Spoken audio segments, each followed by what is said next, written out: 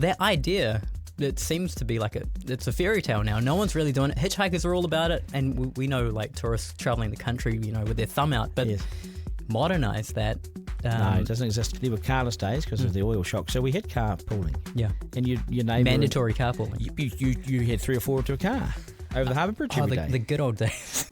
Are we paying these people to front up, or are we paying them to fly to Wellington to eat their lunch? Should you really lose your career for refusing to take part in a 90-minute lesson about Māori culture? This government doesn't actually have any idea how to get economic growth. Show us what you made of, Prime Minister. Editor-in-Chief with Duncan Garner. Okay, welcome to the program, February the 13th. I'm Duncan Garner. Good to have your company. Duncan Garner, live. All right, with the Editor-in-Chief, I'm Duncan Garner. Nice to have you along. Welcome to the program this evening. Tonight, something a little bit positive, something more positive. His parents came here as refugees, fleeing Pol Pot's murderous regime in Cambodia. And Saveun Man has grabbed every opportunity to make something of his life. Well done. His mission now is to get cars off the road and us sharing cars into work, like the old carpooling scheme in the 80s. But we don't know our neighbours anymore. We build, fences and not neighbourly friendships. That's correct, isn't it? So Saveun has spent 10 years developing this new app. It's called Carpooling. No G, Carpooling. Its aim is to bring us together to share a car, share conversations, share a ride, meet new people. He wants people to improve their daily commute times, to help businesses meet sustainability targets, reduce the fight for parking, reduce emissions, and boost well-being and friendships. It's a good concept, isn't it? He will be next. Get in touch with our social media at Duncan Garner Podcast on TikTok. Also Instagram, or flick me an email, duncan@rover.nz. Let's go. Duncan Garner, live. Okay, so the average Auckland commuter spends 5 days or 120 hours in traffic each year. It's debilitating. Drivers in Christchurch actually spend 179 hours per year in traffic, with 69 hours of that due to congestion. So Christchurch, not good. Who wants that? And who's fed up with parking costs and the lack of reliability of the buses and trains? They're always all over the show. And these commute times are woeful. Enter Saveun Man. An hour on the day on the roads was awful, and he thought there must be a better way. He saw all these guys in their cars, same people every day, wondering there's got to be a better way. So he went about designing that better way. And Saveun, he joins me now. G'day, nice to see you. Welcome to the podcast. Thanks, Duncan. Thanks for having me. I'm super excited to be here. Yeah, I can see that. That's neat. That's really neat. I love your energy. I love your attitude, energy, and that you brought up the stairs and into the studio. Carpooling. Tell us at the heart. What does it do? What is it? Carpooling's a little something I've been working on for the last few years. It addresses some problems I think a lot of us share, especially like the middle class. And do we have one still? I think I'm in it. Okay, cling on. Man, I guess the best way to summarize it would be it's like a competitor to Uber. It's a community ride-sharing service is how I'd pitch it. I haven't seen anything like it, which is why I'm so excited to create it and also talk about it. It's about people online on the app connecting with other people going the same direction. Oh yeah. So you save money, time, petrol, and you meet people. Yeah, so definitely. You share one car rather than take 4 cars. Oh yeah, and it's so simple. It's crazy because this is carpooling and not carpooling, the app I'm developing. Yeah. But yeah, that idea. It seems to be it's a fairy tale now. No one's really doing it. Hitchhikers are all about it, and we know like tourists traveling the country, with their thumb out. But modernize that. No, it doesn't exist. No, people like their privacy. Aucklanders are one to a car. Growing up in the 80s, there were carless days because of the oil shock, so we had carpooling. Yeah, and your neighbour mandatory carpooling. You had 3 or 4 into a car over the harbour bridge every day. The good old days. Yeah, no congestion. Wasn't that good? But so now you've put it into an app. So how difficult has it been to develop? Yeah. Oh, it's actually quite smooth. I'm in the thick of it now, trying to get the word out, and which is why I'm incredibly thankful. Oh, you're welcome to be in here. But I want to give some exposure to brilliant. I should say young minds, but you've now got 2 kids, so you're going to age quickly. But so brilliant New Zealanders who are coming up with ideas. This is how you have economic growth and how you grow economies, Yeah, for sure. Going back to that initial point of what it compares to, it grabs from a lot of modern things that you'd expect from apps. So I think that's one of the core things, and it's not socially acceptable to go out and start asking if your mate or co-worker carpools. I just think it's not. It's a bit creepy. Yeah. Do you want me to Natasha, would you like to come in with me in the morning? And what about you? Yeah. Rayward, would you? Stay away from Duncan. He's the carpooling guy. Yeah, he's all about. You may not get to work. So I get that. I get that sort of the social awkwardness. And the core loop kind of combines your profile, obviously, but also your trip. And what I'm trying to help and aid is that rush hour traffic, it just ruins everyone. I think You know how much time it adds to someone's life? I call it dying in public. Tell me, do you have stats on this? Yeah, I do. So if it's an hour each way each day, so you work 8 hours and you travel 2. Okay, so 5 days, 2 hours, that's 10 hours. You do an extra day a week. Yeah, okay. I'm kind of there. That's a basic back of the envelope. 10 hours a week is travel. Now that's 40 hours a month. Single person. That's a whole week's work. So you do 5 weeks' work. Oh, dude, the amount of people. I think I went on to Auckland Transport's website. They have stats that they released with just regular car congestion. I think 250,000 Aucklanders deal with this. 9 to 5. Yeah, minimum. And so the stupid thing about us human beings is that we keep doing the same thing, expecting a different result. No, if you leave at 7 o'clock every morning or whatever, you're going to drive into this traffic, and we come back from holiday and we still walk into the same issue. Yeah, we build more roads; they just get busier. We brought 200,000 people into New Zealand in 2 years, so we're going to need this sort of stuff. Yeah, I think the main issues that I think we're addressing is we're trying to optimize the community and people, and just I see what you're doing. Just trying to get people that live in the suburbs to connect. You already live next to each other. You probably share a commute with someone in your area. We used to know their names. We used to have a thing called Neighbourhood Watch, and we knew their names. I could still tell you every person in the street that I was brought up in for 20 years. Yeah. We know them all. I know who's died, those who's moved on. Nowadays, we have barriers. I don't know what are the barriers. Maybe it's because we sit at home on our phones at night and we don't put our head over the fence anymore. Yeah. There's a really big problem there. I think it develops social awkwardness. People anxiety's through the roof. Develops anger. Develops when you know someone. So when you don't know your neighbour, there might be resentment. There might be awkwardness. When you know your neighbour, mate, do you want some butter? I got some extra. I'll just caught some fish. I'll fix you some fish. Yeah, your neighbour becomes your best mate. Oh, but you're trusted. Yeah, for sure. Because you got skin in the game. Oh, yeah. Problems are shared within my neighbourhood. I'm sure it's the same for you. See, I think it's brilliant. I think that the silent ticking trick to what you've come up with is the fact that it connects people. And you don't know what can happen as a result of that. They can be friendships develop. Yeah. To me, I think that's the most exciting part. I know for myself, for my own mental health, just meeting people. When I used to go to the gym before having kids, just having a random conversation with a stranger was awesome. It was great to just talk about your problems. Adult time. Yeah. No, I know. When the kids were young, I would drive home or ride my bike home actually from Parliament, and I'd stop for 10 minutes every night, just somewhere by the water, just release, breathe, and prepare for the battle. Yeah, the bewitching hour, whatever it became. But we need people. Yeah, for sure. Like what COVID taught us is that as much as we were on our devices, it wasn't the same as this. Yeah. No, I'm with you. And the great thing about cars is that you are. It's a great little device, a car, because you're in a bubble. Yeah. It's rude to be on your phone, probably. And you meet people in the car, and you're forced to talk, and you're going to be in traffic, so you're forced to talk a little bit more. There are a couple of things. How do you feel about Auckland transport? I mean, sorry, not transport, traffic. I feel awfully negative about it. I so much so that I bought myself an electric motorbike. Yeah. From this dude in South Auckland for $2,000. Yeah. It's basically highly illegal, I think, to be honest. And I've been stopped by the cops 10 times. Yeah. But I can get from home to here in about 7 minutes. I've considered, and it's like a high rider, low rider. It's quite gangster. But if only you knew it was a toy. Yeah. I've considered getting a motorbike only just to get around traffic. It's that bad. But I love road trips. Me and my brother would go for a road trip from Auckland to Wellington. Yeah, that's fun. Every year, and it was great. The conversations we'd get into was super cool. I like that idea with just a stranger or someone who's excited about New Zealand and exploring but that's it. great though. I mean, this is the side effect or the consequences of your app is social cohesion and friendships, and you don't know how far it could go. Yeah, like I'm excited to make it. It shares a lot of values that I'd like to see more of in the world. And so, how long has it been live? I'm learning a lot about this app, Duncan. Yeah.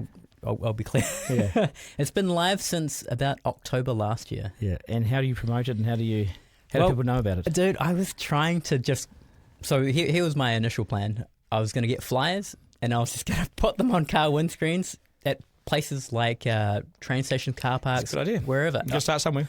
Yeah, I was just trying to spread the word by getting flyers out. Yeah. That failed miserably. Do we still do flyers, do we? Well, I do. Yeah. Yeah, flyers. I don't think anyone does. So you'd have to print them. Yep. So you have to cut a tree down, print them, then walk somewhere or pay someone to go and put them under a car window, which, depending on the sort of flashes of the car, the person might be really angry that you touched the car, or they might just throw it in the bin. So, yeah. Oh, yeah. All those things happened. Yeah. And what's really disheartening is walking through a car park, putting a flyer on the windscreen, And watching it.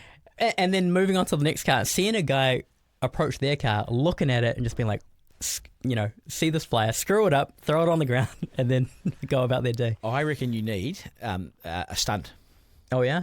And you need to do it in the heavy traffic. You know the guys that do the window washing at the lights?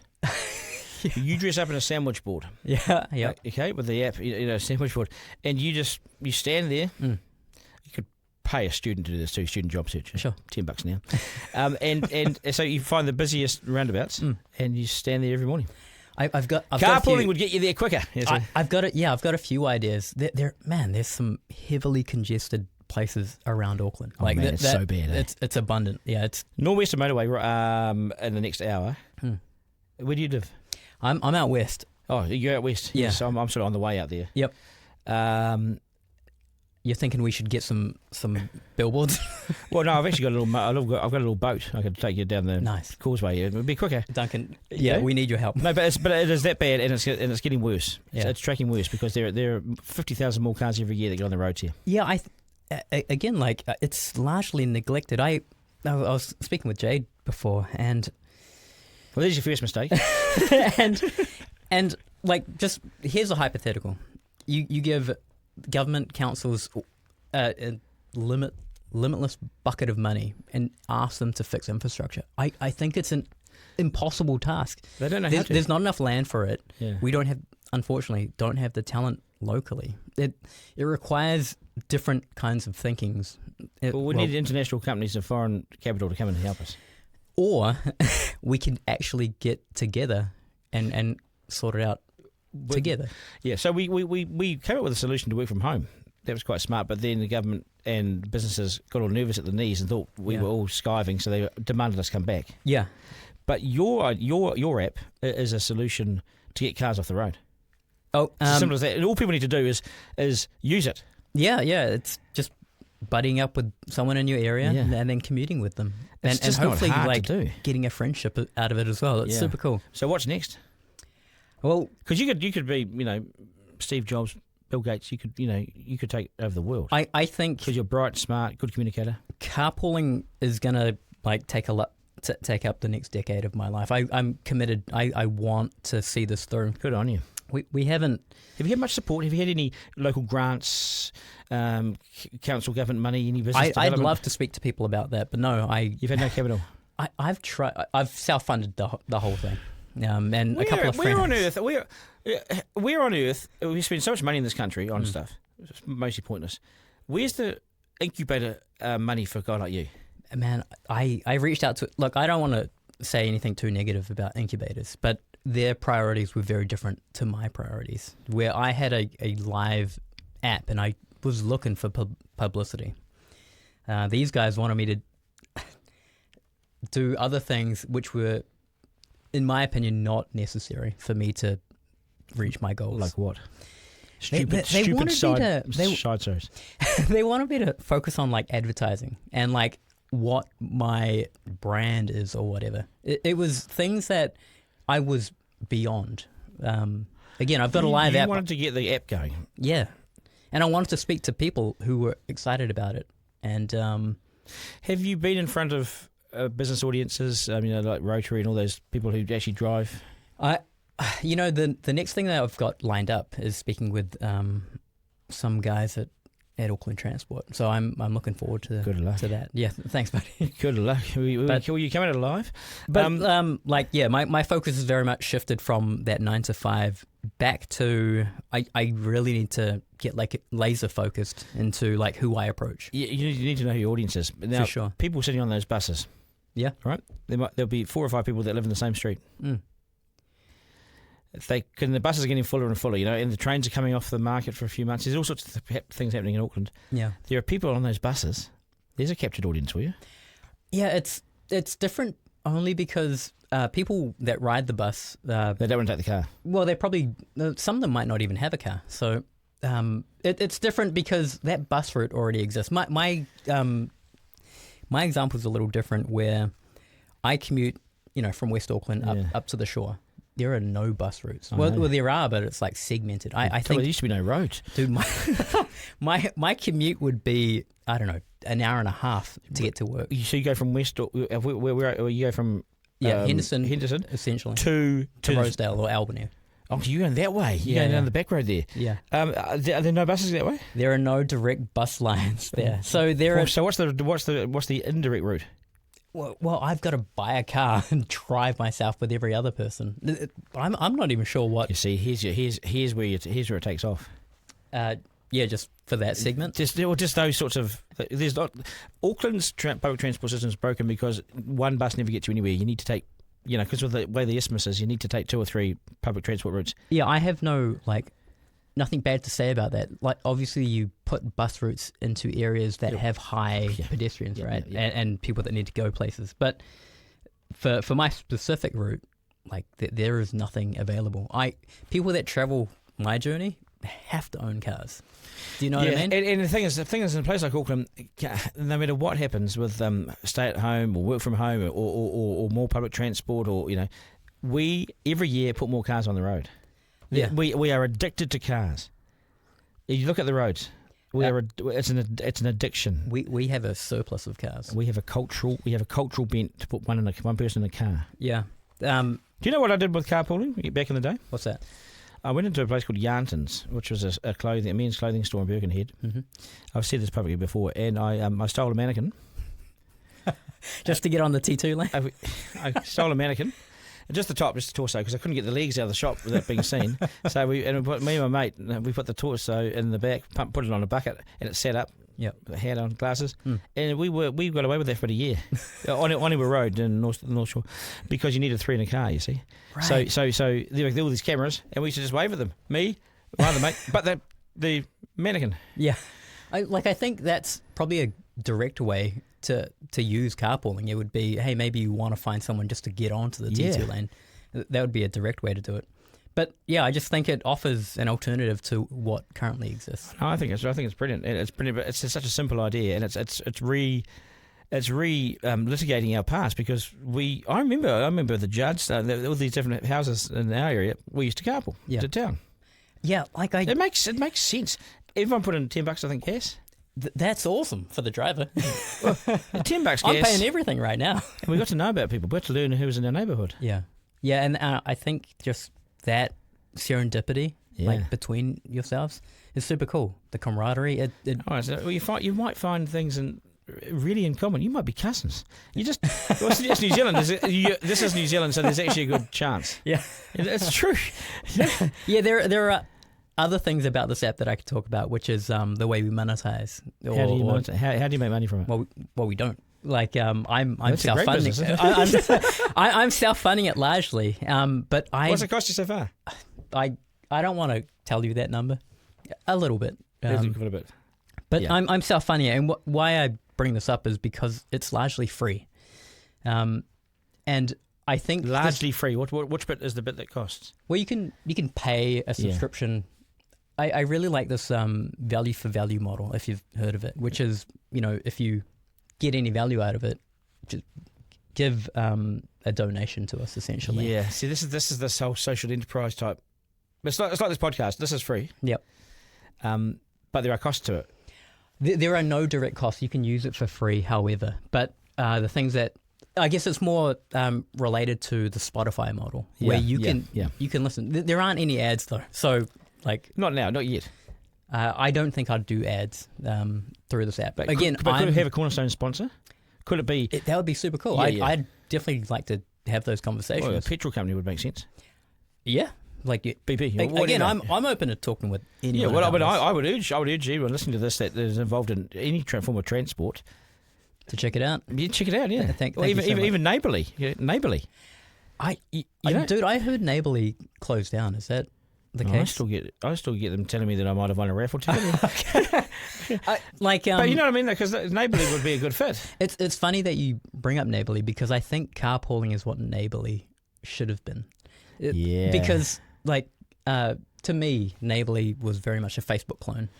And so it was lifted. It was trying to do a lot of the like things, and Facebook already did a lot of those things. Yes. I'd like to encourage people to check out carpooling because it's very unique in the way it's laid out. You're presented with a map, right? And other users would exist as, little icons on that map. Right. So and you can see their trips. You can pick their route. Physically. You're looking at a Google Map looking thing. It's quite simple. Yeah, so it's cool because you can see another person who drives through your location. Yeah, and so you can select them your office every day. Yeah, and then you could be like, hey, give us a lift, pal. Yeah, I could spot you some gas. Yeah, but that would be welcome in this sort of cost of living, time as well. Yeah, that's the other thing. But people might, another big issue is people are lonely. You know that most there's a loneliness epidemic. Yeah. Shit, yeah. People go to work every day for some arsehole and they hate their job. That's predominantly what happens.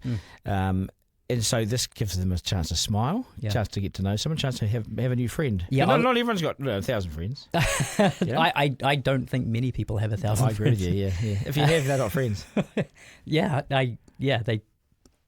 That's fake. I think it is. It's TikTok, mate. Yeah, so I'm excited for you by what you've done. Obviously, I meet so few people that have such good ideas. Thanks, man. And that's why I want to sort of give you some exposure and be your champion. Duncan, you're a national treasure. I said it earlier. I want to say that again. So thanks again for having me. Very kind of you. Others would disagree. Do you get back to Wellington much? I'm going back for my mum's birthday. That's the right thing to do. And dude, I can't wait.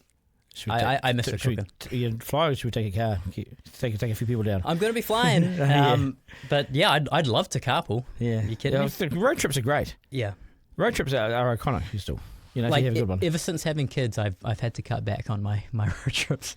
Well, I found they don't seem to like it too much. Well, no, they don't. But if they're screaming and got colic and don't sleep very well, I found that chucking them in the back of the car and driving them up hills and things actually put them to sleep. Oh yeah, not for 8 hours. I don't know. The first one was pretty troublesome. Hey, great to meet you. How can people where do they download the app from? Dude, we're carpooling. CARPOLLIN is available on the App Store and Google Play, so check that out. My website is probably another good place to check out too, so carpoolin.co. I bet your parents are proud of you, eh? They don't know about it. I'm hoping to send this out to them just to They break the ice. don't know about it?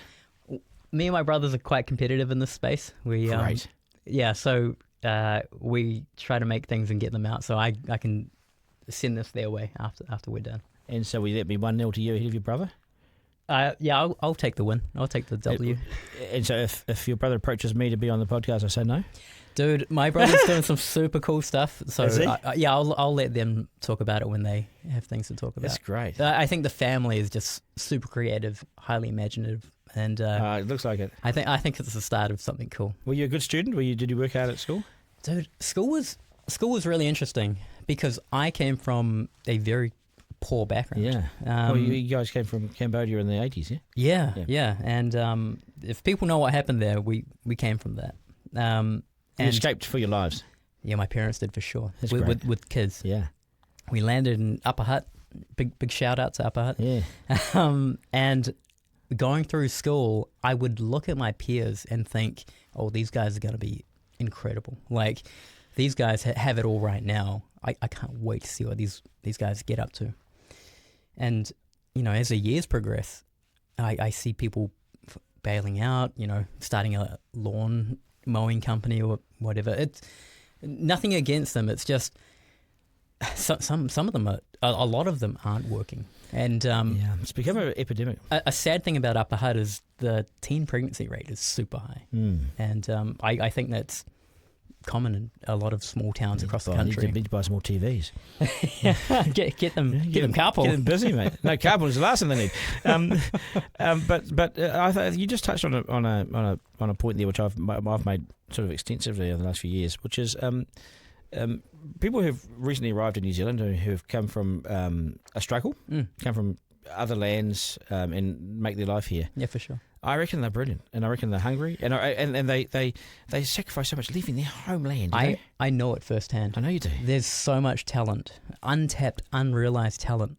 And are we lazy as New Zealanders? Do you worry? All those people that you saw, you thought they were going to be the next big thing, and what happened to those people? I think helicopter parenting is rough. I think some people do things with the best intentions, but it often has the negative effect. Being a parent now, this is something I think about a lot. Oh, education. And I worry that me being overly protective of my kids might have a negative effect on them. In what way are you overly protective? What do you mean? I don't know, just like putting their shoes on and sunscreen and hats. I don't. No, when I grew up, you're being a good dad. You're being a good dad. When they turn 14 and 15, and they say, "Oh, you don't need to put the hat on for me," then you know. But seriously, that's your job. That's the role of a parent. I know that's the right thing to say, but I guess I want to caveat that in saying, like, I worry that I might do one thing that has repercussions on the other end that I don't see. You can't. The kids, they see everything. So what I've found with my kids as they grow up, and mine are 23, 21, and 14, and they are little, and they look up at these big characters, which is us, and they see everything. Even when you think they aren't looking. So we're role models, 24/7. Yeah, and so that's where I think the greatest responsibility comes from, is that they are you. So whatever happens, they're usually a version of you. Right. You know? I told the story to a neighbour, which was my parents. I was largely raised by my mum and my brothers, right? And my mum, there was so much love at home, just in her meals and just how we were looked after and brought up. But I didn't get a huge amount of knowledge or information from her, which meant I had to find it elsewhere. That's because she was too busy just providing those immediate. Yes. Yeah. Well, that was my her mum was the priority. same. Her love comes in the form of the protections around food and health and safety and welfare and stuff. Yeah. It was Dad who bought the Encyclopedia Britannica and tried to force education on us. Right. There was one instance where I had homework once. Once. See, this is how Max got. This one time, I bring homework home and I sit at the dining table, and the question's something like, "What's the 5th Prime Minister of New Zealand?" Like, who was the 5th Prime Minister? And I turned to my mum and I asked her that, thinking she'd have the answers for this. And this was before the internet. We didn't have encyclopedias or whatever. Yeah. And she just couldn't. She was like, Jim Bolger's like the current president or whatever. Prime Minister. and I realized what was happening at the time. I must have been 13, and I broke down crying because I realized that the information, that kind of knowledge, was just not attainable for me. Well, it wasn't available. But most New Zealanders wouldn't have known that answer to that question. Yeah. Who is it? Well, what was the answer? I don't know. The lesson was a different lesson, and I used to have to be with my parents and ask them to give me a quiz every morning. I want 10 questions from you. Wow. And I used to piss them off so much because they got tired of me asking for knowledge. Right. I was so thirsty for it. But we never had the internet. Yeah. I think that's kind of what we had to do back But even in the year 2000, when I was at TV3 as a political journalist, we had 45 minutes each on the internet available in the press gallery office of Parliament. Yeah. Before that, I went to the Parliamentary Library to dig up stories about the past. Mm-hmm. And that's the year 2000. Yeah. Kids have it so easy nowadays. They're complex lives, though, because they've got all this stuff in their heads. And some of these kids are doing, I see it because I see these kids 40 hours a week on their phones. Yeah. For what good? What's the solution? Australia's banning social media. Under 16s. They've clearly seen something, and I've spoken to a number of experts in this area. The impacts are negative now. Yeah. They outweigh the positive. Yeah. I can see 40 hours a week on TikTok, Instagram, Fortnite. I'm sorry, if you spent 40 hours a week practicing your basketball hoops, you'd be a very good player. that. Yeah. And so there's only so many hours in a week. I think we're throwing our lives away. Yeah. No, I agree with. I have nothing to. I have no pushback here. Like I agree with you. That's good. That's And- how and I I- like it. That's how I like it. Dude, I'm worried about that. I'm for my really kids. worried about it. And the solution is carpool. To bring Well, it but back. carpooling brings back old-fashioned talking in the car. Yeah. Connection, I think, is what's missing in society right now. Do you think some people might be reluctant to sit next to people because they're socially awkward or because they... Oh yeah, for a number of reasons. They're worried that the guy hasn't had a police check or something. Well, yeah, like when I've approached like female workmates, their concern is obviously safety. Like, Yeah, but what happens if this guy's a rapist? How do we know? here's the way I view that, because it's giving this context is really important. Where I think the most applicable like thing related is a dating app. Like, how do dating apps go about vetting users on it and ensuring safety for their users? Well, we've seen disastrous impacts of this as well. It's just a high degree of trust. I mean, what's that? It was Tinder, wasn't it? They swipe right. Was that the one? I think so. Yeah, well, I think that was they all just people do that. just hooking up. in Yeah, the end. well, it's Yours is a well, lot more credible. At least there's others in the car as witnesses. You know. what I'm trying to say is that etiquette is not known. It's not a thing. It's a thing where if you and I were messaging, I think you'd be able to find out a creep quickly. Yeah, But yeah. also, You don't get people preying on people in 4 or 5 of you in a car. Eh? You going to work on it? well, one thing I want to like really make clear with the app is you are not obligated to take a ride with Yeah, a person, yeah, especially if they're a creep. Like No, it's forcing you in the car. yeah, like Get in the car. if you're getting bad vibes from someone who pulled up to share a ride with, don't take it with them. And that goes back to like just your Common personality, sense. gut feeling, whatever. So that's a thing for sure. But You'll there be are able to work people out. You can people to work out who's genuine. 99% of people are good. yeah. So that was another cool stat, and I was really happy to hear that the guy who started Craigslist was actually saying like, dude, like people are genuinely good. There is so much good in the world, and so that's what carpooling is trying to speak to. There is. We are communities and neighbourhoods waiting to be reconnected again. In my view, Yeah, for sure. We've lost that cuteness, that ability to know people in our neighbourhoods. Yeah. and it's crucial that we do. I think New Zealand of all places is like the best testing ground for this. Because we are the size of Western Sydney. We are a small place. Yeah, but also like where else are you going to go? Like we're in this together. Yeah, there's only about 3 roads anyway. Three up the island and a couple across. You know, you got to come across your cousin at some stage. You know? Okay. You know. Anyway, it's been great to meet you. I'm really encouraged and inspired by what you've done, and I think there'll be a lot more success for you in the future. Duncan, thank you so much for having me on. You're very welcome. Should we share a ride home? So. Good man. Thanks, man.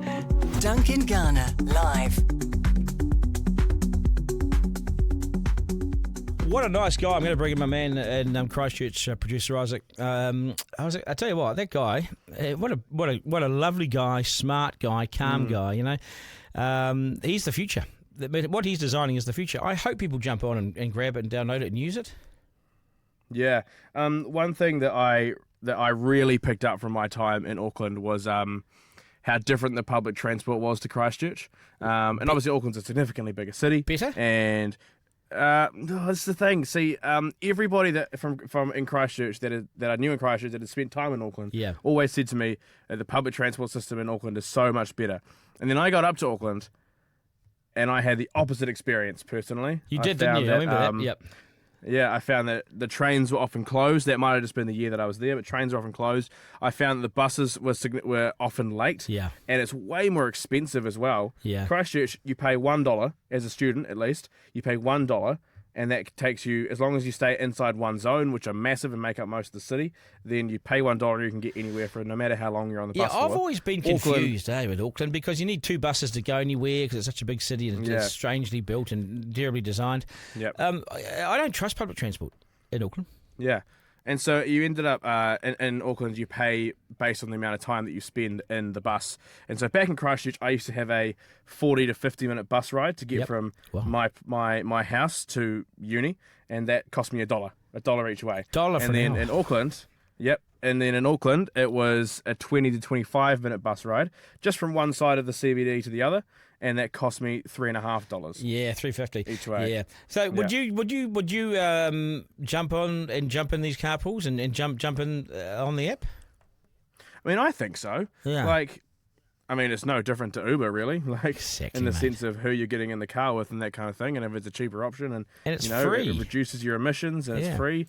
You just share the same route. You're basically sharing the same route into work. It just makes so much sense. But we're not common sense people anymore. We hide in our cars. It's one to a car. That's the culture, especially in Auckland. We don't share it. We don't want to talk to anyone. It's a shame because it's all he's doing is using his common sense, putting it into an app form.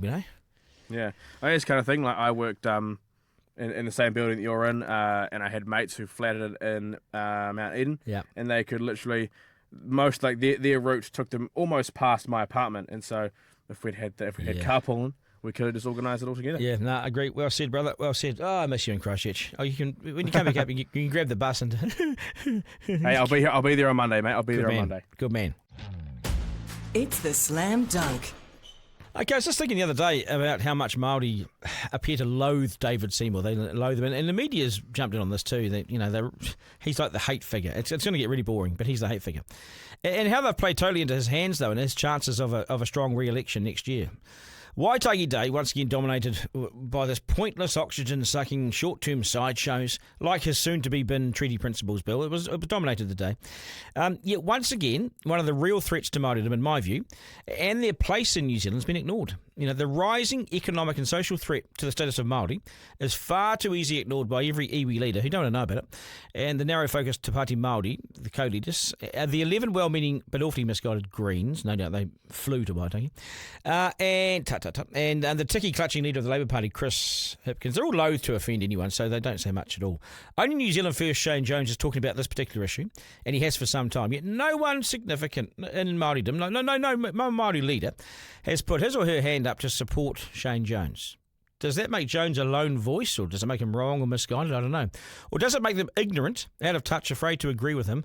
Well, they're too busy running their own affairs, I suppose, their iwi activities and so forth. Do they regard this as even an issue? Jones does. I'm talking, of course, about the rapid growth in our population, immigration, fuelled by the highest levels of migration into New Zealand in the last 2 years in this country than we've ever seen before. Despite record departures, and they've been huge. For 2 years, there has been absolutely on-record growth. It is remarkable. The numbers do not lie. We are still seen as an attractive country. Our policies have encouraged all comers from foreign lands to come and live here. And we've put up a few barriers. We've asked very few questions. And as a result, we really don't know what sort of skills all these people have, but they're here. What their intentions are, well, they're here. It worries Jones, greatly actually. But the silence of the iwi leaders is just deafening. The threat is not imagined. It's about to happen in reality. The statistics show that Kiwis identifying as migrating from Asia now number almost the same as the entire Māori population. Māori, as the second largest cohort of people living here, are about to be replaced by those who identify in statistics as being of Asian extraction. It is likely to take place this year. Data collected by Infometrics for Auckland Council shows that Māori officially number 914,000 nationwide. Those identifying as Asian and living here right across the country number 904,000. So 10,000 more migrants identifying as Asian, and Māori dropped to the third largest group of people here. In 1840, when the treaty was signed, there was 4 Māori to 1 Pākehā. So it won't take long in Auckland. In Auckland, Asians outnumber Māori more than 2 to 1. 550,000 Asians compared to 200,000 Māori. Now, some people, it's just a racist talking about ethnic groups. But the data is collected by ethnic groups. The Auckland Council collects the data by ethnicity and release it publicly to people like me. Are we therefore meant to not look at it? The Asian population in Auckland alone grew a massive 3.3% last year. I mean, 3.3% is a growth of a certain group of people. That's huge. Shane Jones says this is the biggest threat to Māoridom and their place within New Zealand compared to any of the other issues. what she says look trivial compared to the momentum and changes to immigration. It's been acknowledged publicly already that for 2 years post-COVID, New Zealand opened the welcome gates and immigrants flocked in. So much so, we didn't keep good data as to who really came, what skills they possessed and all that sort of thing. What we do know is that last year alone, more than 60,000 of them came in from India. So India's replaced the Chinese for the first time. So the cohort of India is massive. The largest group of migrants in any 1 year are them replacing the Chinese for the first time. The numbers are pretty eye-watering, and if it feels like infrastructure is stretched, it's because it is. If you live in Auckland, it should come as no surprise, this news. We're struggling to cope. Local bodies and successive governments in charge of infrastructure fail to keep up. And I've said this for decades. It's not xenophobic, it's that we don't build to meet the population demand. Of every 150 people arriving in one street, 80 people get a house. It's simple. In 2023, New Zealand welcomed close to 250,000 migrants, the highest number of any OECD country in the world. Now, once departures were counted, our net gain was 127,000 migrants. That's still an extraordinary number for just 12 months. Way and above anything else we've ever had. Last year, the net gain was just under 100,000. But in just 2 years, New Zealand gained 250,000 migrants. That's when you take in departures as well. Auckland alone took in 104,500 new migrants in just 2 years. Where are they? They're everywhere. If the streets feel packed, it's because they are. The implications for home ownership, for education, schooling, health, the classroom, transport, democracy is massive for everyone. And for Māori, it may be greater because they sit at the bottom of the so-called socio-economic statistics, and it's much harder to achieve without a solid financial, social, economic base, you see. So suddenly, it's more competitive, it's harder to get noticed and get ahead, and there are more people in the scramble for the few resources. The face of New Zealand is changing rapidly. We're now locked in as a truly multicultural society with real diversity. Biculturalism, in many ways, which we're still debating over here, has been rapidly overtaken, if not swamped. Did our top Māori leaders say anything or voice any concern about over there, their growth?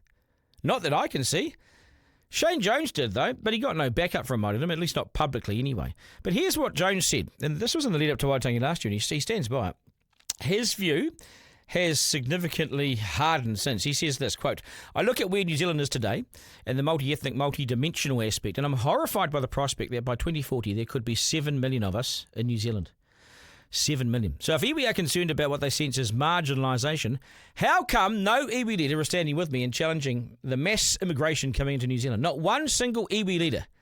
But no, they carry on about these esoteric things to do with the new parliament or treaty principles, and another 100,000 people come into New Zealand in the meantime. To me, that's more of a threat to our coherence and to our foundation influences that have built New Zealand. I'm a voice in the wilderness. No iwi leader would ever stand with me on this issue. Is this a threat to Māoridom and where they see themselves? I can't see how it's not. Building our population through immigration has been a deliberate policy for 30 years by successive governments. Everyone's done it. It replaces a plan for economic growth, doesn't it? And we need more people. We need more diversity of skills and experience. So we've opened up the gates to allow people in so we can get those skills. In the absence of an economic growth pathway, we dialed up a blanket immigration policy and approach. Just said, come on in and cross our fingers and hope that we sort of grow. Here's what we got. Auckland's Asian population doubled from 250,000 to more than 500,000 in the 20 years from 2005 to 25. By 2050, almost 3 million people will live in Auckland. 3 million! Where's Forrest going to live? And 50% are likely to be Asians. It's already 35%, so it's natural that it will grow to half. Our schools, we've assimilated. Māori will be a much smaller minority. They might be hard to spot. We're so fixated on biculturalism when the real debate we should be having is how multicultural we have become. More than 100 nationalities call Auckland home. At my son's primary school, we had kids from 50 different countries in the playground, speaking their own tongue, bringing their own customs and culture. That doesn't come without challenges. I'll be honest, the schooling system is stretched, and the teachers are barely coping as it is. The most expensive suburbs in our big cities are dominated by Pākehā and recent migrants. Māori home ownership languishes at 35% compared to the New Zealand average of 65%. Home ownership in New Zealand is as low as it was in 1950. We haven't built sufficient stock to keep up with the population that's coming in, so Māoridom are naturally pushed to one side. Kiwis haven't earned enough and won't earn enough to enter the property market. It's just a lifetime of renting is what's going to happen. It's the only reality for generations of Kiwis. The decline in home ownership has occurred unevenly, with greater falls for Māori and Pacific peoples. And in the Auckland region in particular, they've suffered. Was all this envisaged and agreed upon when the treaty was signed? Is this how it was going to be? I bet it wasn't. Was this the expectation? I bet it wasn't. And if this was put in front of Māori at the time, would they have agreed to it? They've been asleep. Do Māori agree with mass immigration policies? They've been asleep. Te Pāti Māori, it was a few years back when they were normal, told me that immigration should be kept at 20,000 a year. That would leave employers desperate. And the economy would be struggling even more so. Māori now own about 1.5 million hectares in New Zealand. It's 6% of all land. It's a Māori ownership. Around the time of the treaty signing, they controlled or owned about 80% of all land. The late Māori king, Tuheitia, called a hui to begin last year to challenge the thinking of this government. And it was described as a massive event with 10,000 Māori turning up from all around the country. But, really? Dilwali attracts 120,000 in a single day. The Avondale markets attract 20,000 people every weekend. Melting pot of ethnicities. Bustling, thriving place. That's the new face of New Zealand. Māoridom, having control of their own lands and language and resource, becomes a lot more difficult if you become dwarfed by others in your own country. The 4 largest private landowners in New Zealand are all foreign-owned forestry companies, not Māori. Foreign-owned operating here. Why don't New Zealanders, Māori included in that, own the biggest forests? What have we done? We've sold so much. We've got nothing to sell. In so many ways, Māori and non-Māori have given away our sovereignty. For what? We're broke. We're bloody broke and we've sold it all. The government's books are shoddy, the debt's at an all-time high, and the much-vaunted cheaper power prices, when are they coming? They never came. We're going to get competition, but they never came. They were so high last year that workers in North Island mills, many Māori actually, lost their jobs. When the treaty was signed, there were 4 times as many Māori as there were Pākehā. More than 180 years later, did Māori envisage that they'd be the 3rd largest and that 904,000 Asian New Zealanders would be sitting alongside them? Did they contemplate being just the 3rd biggest group, not the biggest? I bet they didn't. In 180 years, they've gone from the largest group to almost the 3rd. What does it look like in another 180 years? Is this a threat to Māoridom? Are they saying anything? Are they planning for it? Who will be running the show? And who's going to be in charge? New migrants are in many ways brave. They leave their familiar homeland, sometimes leaving behind parents, family, other members, and they want a fresh shot at life. They're here for a better life, to be educated, to bring up families, to save, buy houses, to work hard. And they will sacrifice themselves. They work hard. They have a savings culture. Law-abiding, hard-working, and they continue to flood into the country. They're hungry for success, and they are successful, and I applaud them. They will work in jobs and do hours that many of us won't. I think we can learn from them. We learn from their hunger and their drive and their willingness to save and forge a better life. It's to be commended. We need more New Zealanders to think like this. Perhaps we've become too entitled and too much has been provided in a country that now finds itself in a fiscal and social mess. For both Māori and the Asian population, the profile is predominantly young, whereas for Pākehā, we're getting old, the ageing population. My boss Willie, he's going to be retired soon. You see, interestingly, 71% of the Asian population identify as being in the workforce. So even in the older age, they're working. Māori at 67. But forget the noise and the hype over the dead and the Water Treaty Principles Bill and Seymour. They're just beating up on him. The MPs at Parliament, the media, are targeting him. He's not the main game. Politicians come and go, so do their ideas. But immigrants are here to stay. The policies aren't going to change. They moved here to begin new lives, and many more are coming. We're a multicultural society. The debate over the bicultural status of New Zealand has in practice been surpassed many years ago by the reality on the streets and what we see. Activist Margaret Mutu, she was reflecting on all this and said, this is what she said about being Māori. Our tūpuna were very wise. In the treaty, they invited Pākehā, the British, to come and live with us. But they had to live with us in peace and friendship. And that's what the treaty is. It's a treaty of peace and friendship. You can't redefine that. You can't rewrite that. It was very wise and it was very clear. The best protest we can do right now is to be Māori, be who we are, live our values, speak our reo, care for our mokopuna, our awa, our maunga, just be Māori, Māori all day, every day. We are here, we are strong. And that may be true. But they are strong too. They are being the most recent New Zealanders. They're here in big numbers. They are strong, they speak their language, and they're getting stronger and bigger in numbers. Maybe Jim Bolger was right when he said in a speech in the mid-90s that New Zealand was an Asian country. I was there. So many people scoffed at him at the time. But maybe, that's the former Prime Minister who gets the last laugh, maybe the guy was right. Duncan Garner, live. Okay, that is us. Thanks for your feedback. Thanks for your support. Get in touch through our social media at Duncan Garner Podcast on TikTok and Instagram, or flick us an email, duncan@rover.nz. Emails are good. You guys have sent good emails so far, and there's some good story ideas in there as well. Isaac, thank you, sir. Good man. Appreciate it, brother. To my team, that is us. We'll do it again. I will come back tomorrow. I've got a good one tomorrow. I've got a really good one tomorrow. An international supermodel with Kiwi connections. Remember, life is no dress rehearsal. There's no curtain raiser. This is it. We're in one of the best places on earth. Get out, enjoy it. Thanks to Boss Willie. Have a great day. Take care, New Zealand. Duncan Garner, live.